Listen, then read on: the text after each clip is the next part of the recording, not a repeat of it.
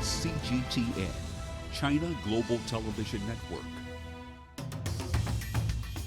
For Nobel laureate Wole Soyinka, it's been a journey of many years, living and telling the African story, its richness and complexity, its evolution from a traditional to a modern society, and its continuing search for identity. I sat down with Wole Soyinka at his home in Abeokuta in Nigeria. This is Africa through the eyes of Wole Soyinka.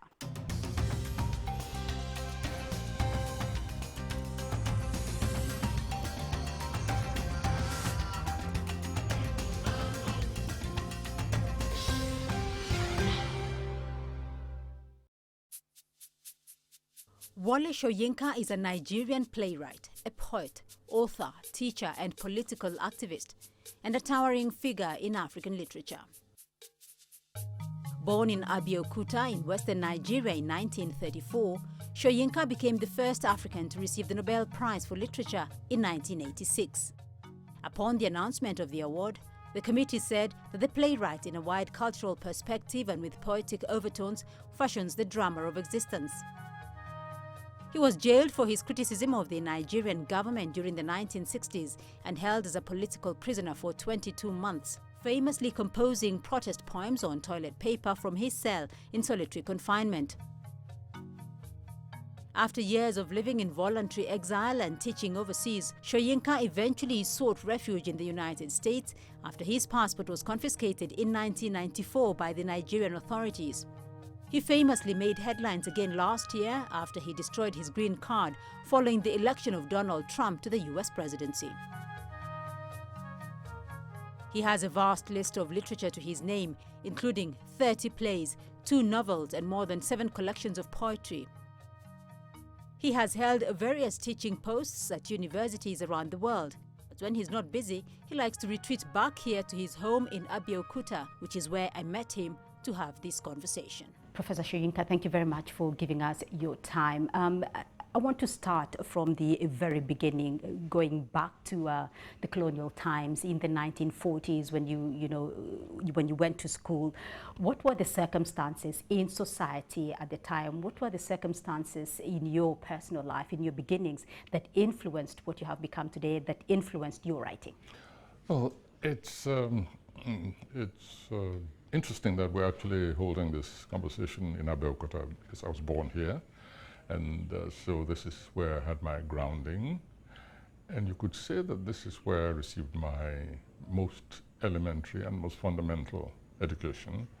And I'm not speaking of school now, I'm just talking about the atmosphere at the time, the fact that I was born into what you might call a lower middle class intellectual family. My father was a headmaster, and so I underwent tutelage, not merely from the surrounding, but also the formal one, so double education, if you like, at home. And the headmaster was always there, the teacher was always around, and that meant that his small circle of discussants was always around, and I was a very great eavesdropper on adult conversation. So when I talk about primary, elementary education, I picked up quite a lot from just hanging around the knees of my father's circle of friends, of discussants. I read one of your books, The Lion and the Jewel, which was a set book, one of my set books in high school in my native Kenya there. And, it has a lot of modernity and between the modern and the traditional. What was it like then being in Africa, growing up, an African growing up during that time when Africa was moving from the traditional to the modern? There were, of course, differences, and sometimes the differences resulted in what you might call minor clashes. Not the sort of thing you are looking at today with these fundamentalist lunatics, blowing up places and slitting people's throats. But you did have a kind of religious differences which manifested themselves on the streets sometimes. Now, take for instance, in Abeokuta, I was forbidden, the children were forbidden to follow the masquerades, but I did anyway, and many children did. They were supposed to represent the pagan, fetishist aspect of life. But I didn't see it that way. I saw them as spectacles and sort of expressions of different approaches to nature phenomena, to history, to even the mundane existence. I love the markets. I love the markets. I found life was reflected in markets, the tumult of the markets.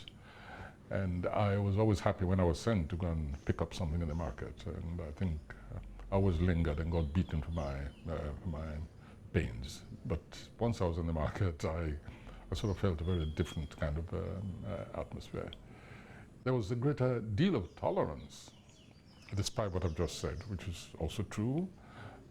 You had, for instance, the Oba, the king, the monarch, who was supposed to be ecumenical. In other words, even though the Olaki of Abeokuta attended church regularly, at the same time he presided over the traditional aspects of life. He was expected to, and he did. And he also represented the, shall we say, the Islamic community. So we had, while you had lower level, differences at lower level, you had also a symbol, not just a symbol, but a ritualized symbol, so that he presided over, events, traditional events. At the same time, as I said, you'd see him in church.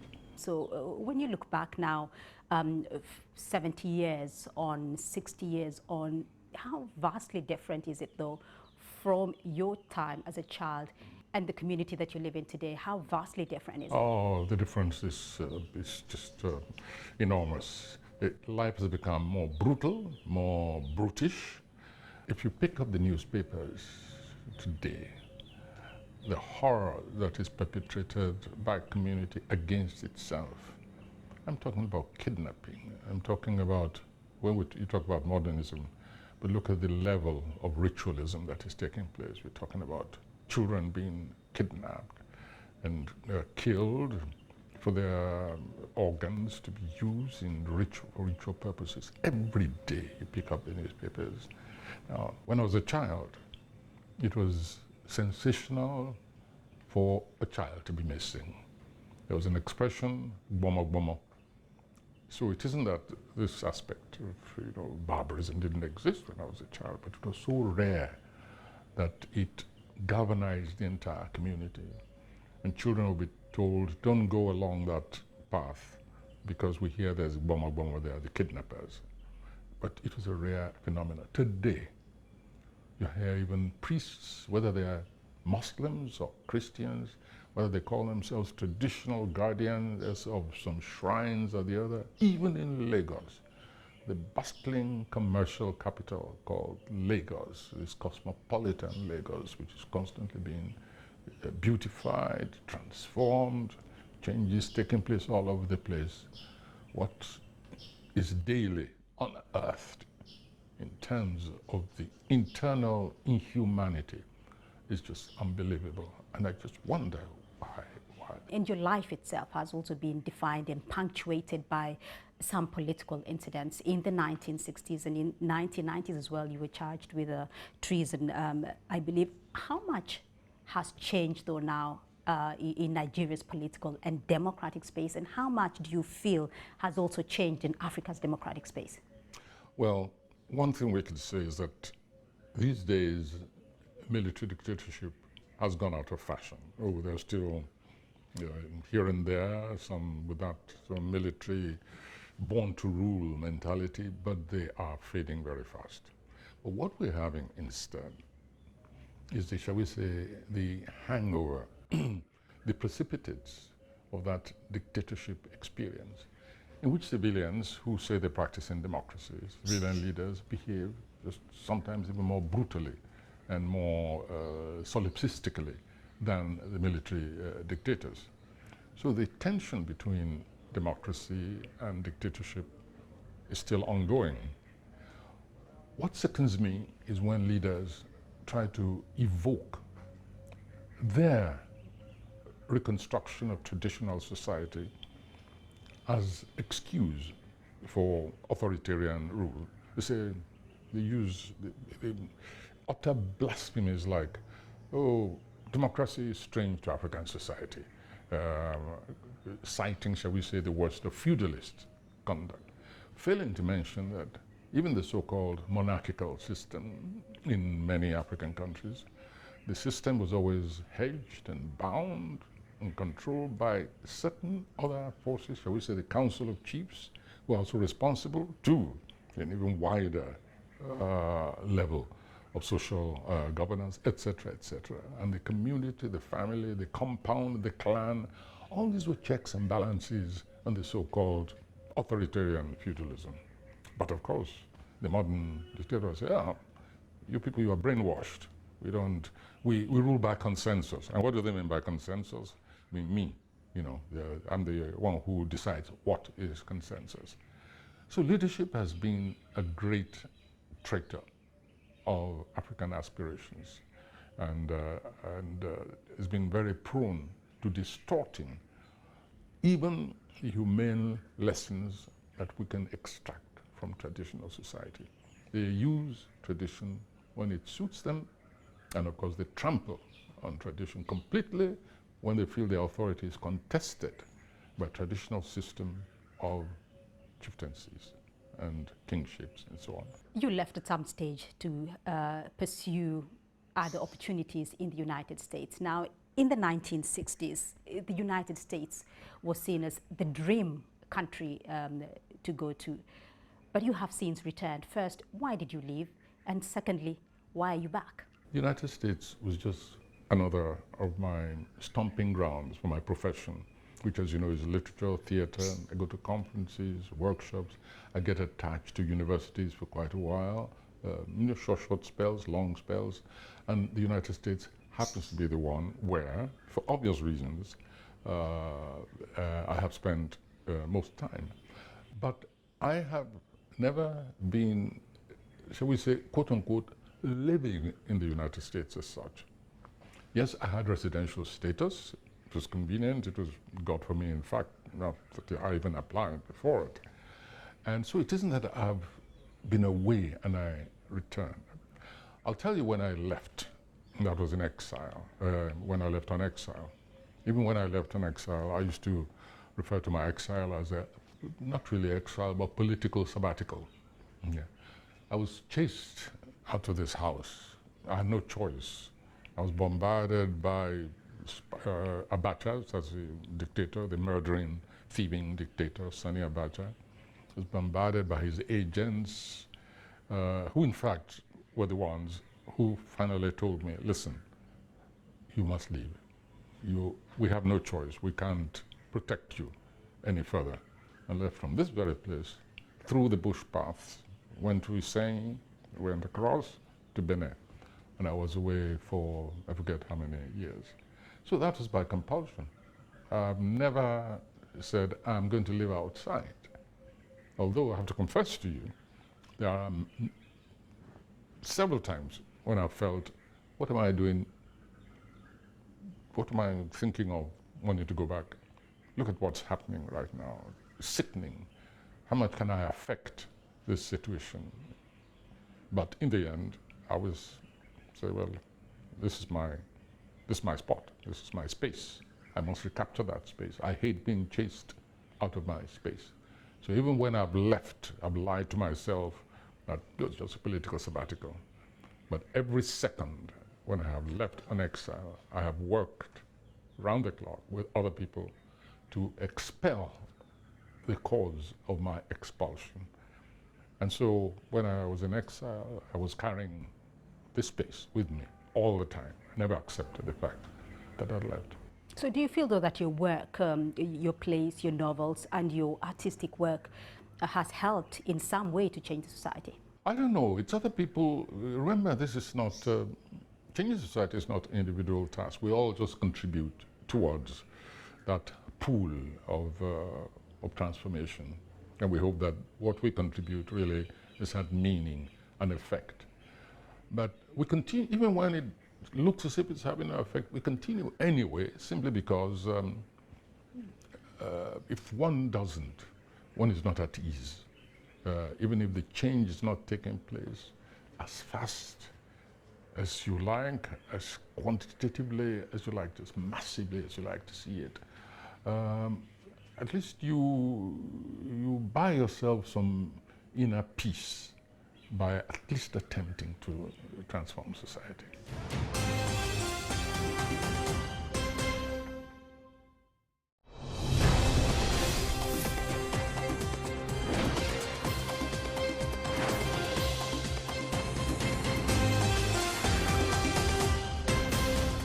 This is CGTN. You're watching CGTN. I'm Jeff Moody, live in Beijing. You're watching CGTN. Coming to you from Washington, D.C. You're watching CGTN. Coming to you from Nairobi.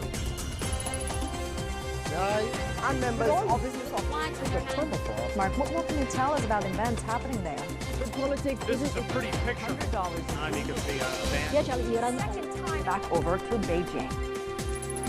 To go after them. All about the dance. This is CGTN. CGTN. See the difference.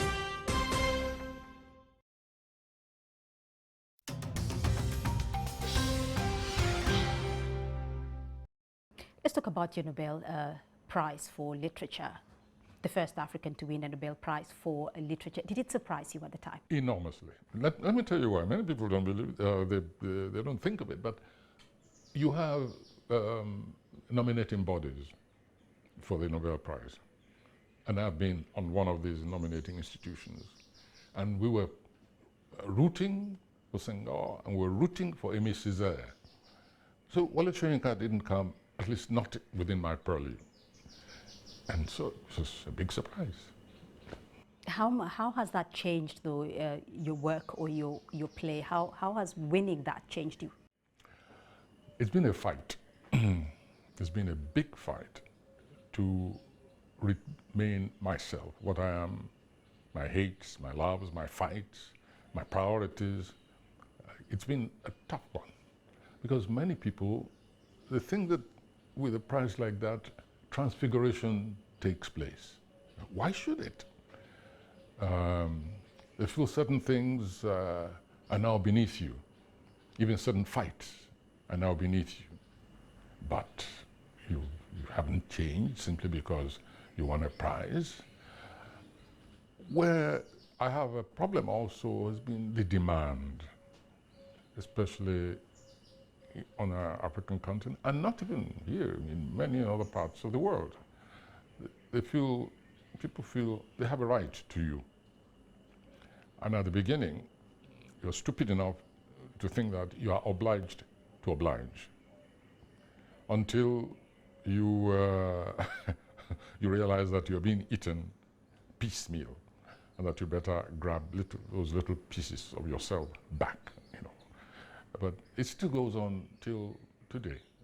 And I have to acknowledge that Garcia Marquez was right. I met him once in Cuba during the whirlwind, the immediate whirl after my prize. And he asked me, he said, how are you coping, my brother? I said, not very well. I said, but it's just a few more months, and then a new beauty queen will be elected, and I can go rest. And he said, it never stops, my brother. It never stops. He was right. He was right. It's a roller coaster which never ends. But that is a huge global honor for yourself, though, and for Africa. And often we look at the few Nobel Prize winners who have come from the continent. Nelson Mandela, the great, Desmond Tutu, Kofi Annan, Ellen Johnson Sirleaf, among, of course, Wangari Maathai as well for environment. But on the continent itself, we don't seem to celebrate or recognize our greats. Why is that? And do you feel that Africans now are getting recognition as well on the global stage? Well, I don't know. I think we are celebrated. In fact, sometimes I think we are over-celebrated. By that I mean you lose your anonymity. Oh yes, that's he going there, that's he. Good morning, go on, and so on.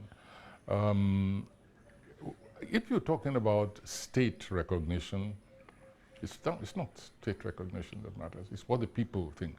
Mandela will walk, show his face anywhere if he was still alive, for instance, and the ordinary people would never even heard of this head of state here. They know who that is. If you drive along the expressway to Lagos from here, on the right side, you look at these street artists, sculptors, and so on. You see the bust of Mandela there. And I have to tell you that you also see the bust of Wole Soyinka there. In fact, I was so flattered to see us side by side. I stopped the car and took one of the few pictures I've ever taken of myself or a representative, because I just felt, recognition, the wayside artist. So I don't think we have any cause to complain, no.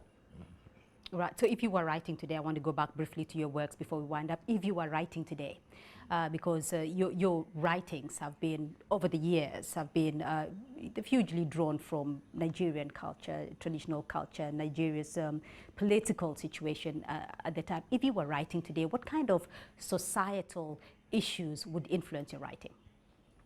First of all, I haven't quite stopped writing, slowed down a lot. Especially with so much going on around when I'm involvement, and I go to teach places to earn a living. Many people think we don't need to earn a living after. No, continue.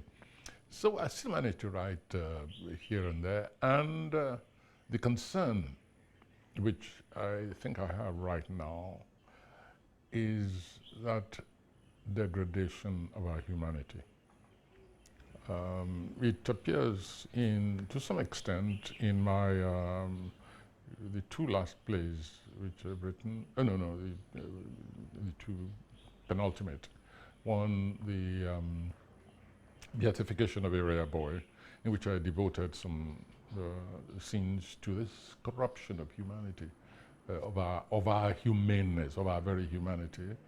And the other one, the King Babu, which is an adaptation of Alfred Jarry. And my concern, I find, as a writer, as a thinker these days, my growing concern is not even so much leadership today as followership.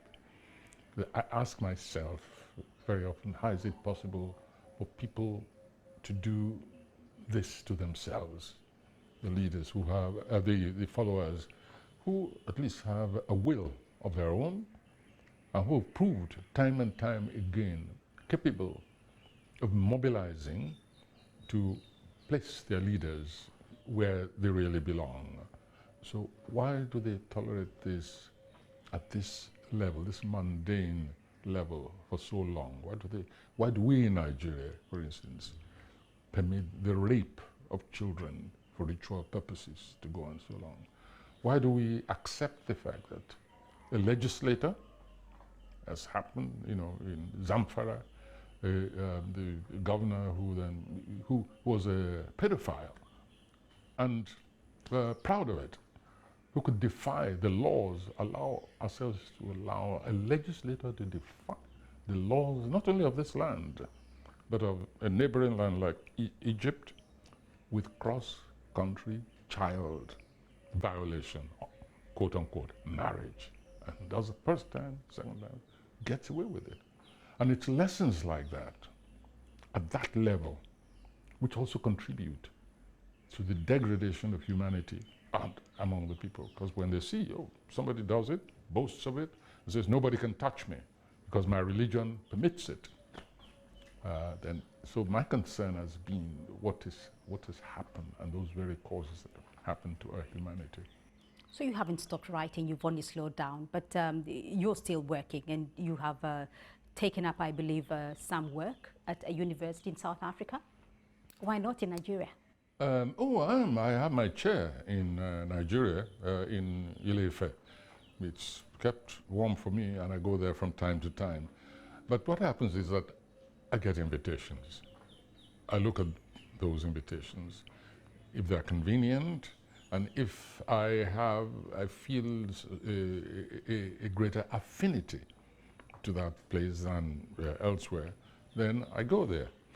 I still have my attachment in the United States, for instance. Many people don't know it. They think that when I pulled up the route, that was total, that was it. But in actual fact, all I did was change my status.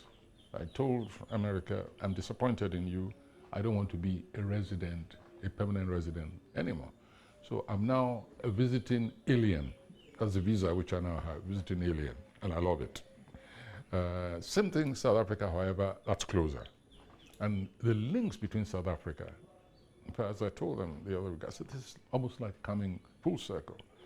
Because South Africa was where our sense of international commonality began, apartheid in a negative way, seeing our race disdained, contemned, and brutalized under apartheid. This is where our international politics really got the honing. And of course, the life in South Africa under apartheid. Drum magazine I was weaned on Drum magazine. We saw the resilience of the people, the embattled, the response to being embattled. We saw the heroes and so on. So South Africa has been a kind of alter ego, a national alter ego for me. And so when the invitation came, and I've lectured there before, sporadically, in, out, and when I was invited to come and take up some distinguished fellowship for me, it was the most natural thing in the world to say yes. So when you look back over your life at 80 plus now, when you look back over your life and your very successful work and you're living, in the changing African setups, do you have any regrets, or do you think that there are things that you would have done differently? Yes, I have a regret that I failed my examination in graceful retirement. I've been trying to retire from public life for the past 10 years, and I've proved rather inadequate. I haven't achieved it yet. So it's a one thing which I do regret, because the way I envisaged my life was that I would stop this kind of activity, this activism, long enough to just sit back and just do writing, the occasional production, and wander into the forest, and that would be, and I'll just listen to music and enjoy this kind of atmosphere,